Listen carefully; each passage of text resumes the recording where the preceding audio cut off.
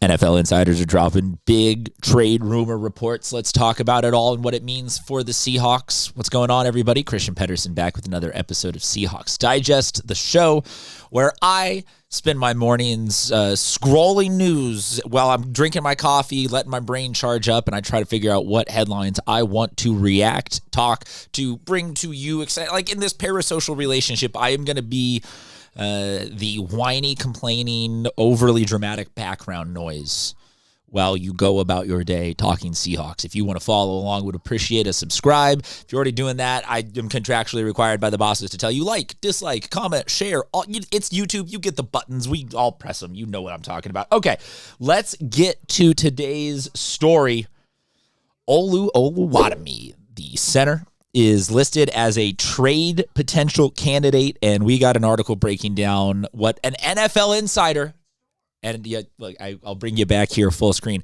I use the air quotes generously on this because in today's era and age of coverage, there are degrees of insider, but there are also people that work at legacy media joints that have to fill the off season the same way that I do by generating content. So take this with as much or as little grain of salt as you want to, but I kind of think that given what we saw last year, where he ended up being the backup, he's on the last year of a rookie deal, I would have no opposition to re-signing him cheap to be a good backup. You can never have too much depth, but if you look down the details, he seems like the kind of guy who most likely would go find another spot, an opportunity where he can start in the NFL once free agency reaches. So, football being the kind of zero-sum bottom line transactional business that it is at times, if the writing's on the wall that a guy is going to go find another spot, let's get something in exchange for him. So let's see what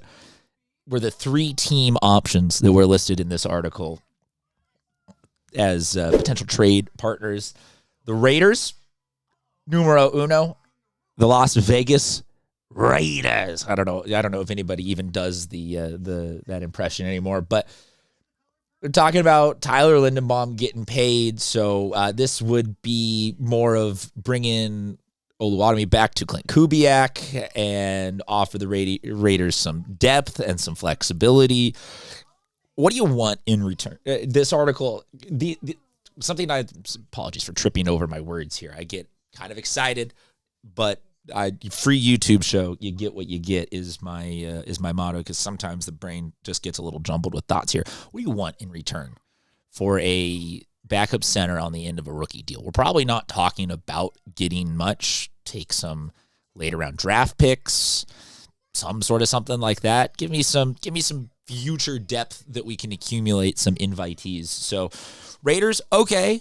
The Clint Kubiak thing makes sense. Center's a position where you would want something to, be as familiar as possible, because that is the nexus through which the offense technically without a good center, snaps are going to go in the ground, cadences are going to be you get what I'm saying. It's a fairly important spot. So I think that some of these teams you could talk them into a nice little trade package in return. Number two that they listed on here, as we call it up to the full screen, Tennessee Titans.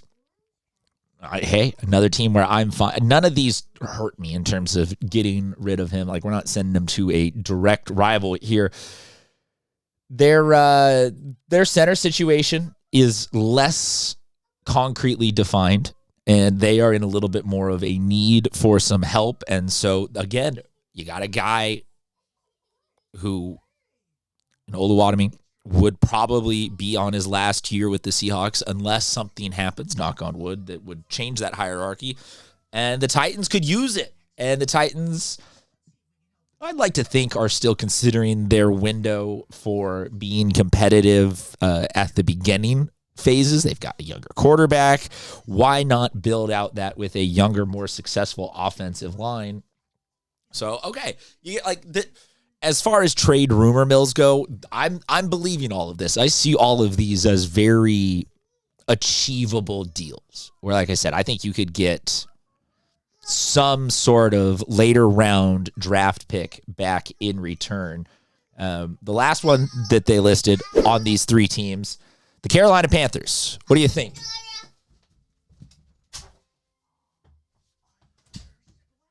Carolina Panthers.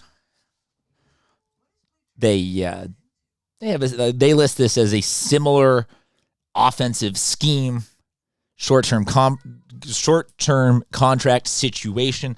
I guess on some of this, you're having it be assumed that these teams who you would be trading Oluwadimi to would then be looking to sign him long-term. So maybe there's some give and take on the enthusiasm level in return, but I think it's an interesting piece to key in on, that sometimes when you have those draft picks, the impact is not immediately felt. It's not like we could dish this guy in exchange for X, Y, or Z immediate right now impact playmaker, but draft picks, they can be currency of a very high value, and they can be something that both means players in the door and also ways to build future trades. So there could still be, this could be a situation where dishing him now stockpiles some draft picks that can then be used later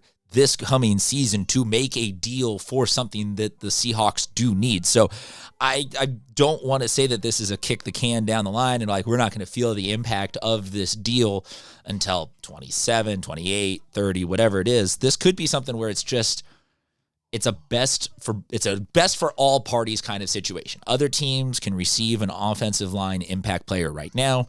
We can help Oluwadimi get an opportunity to do his, go do your football thing, brother. Go be your best self is I think what I'm going for there. And in return, the Seahawks could just compile assets.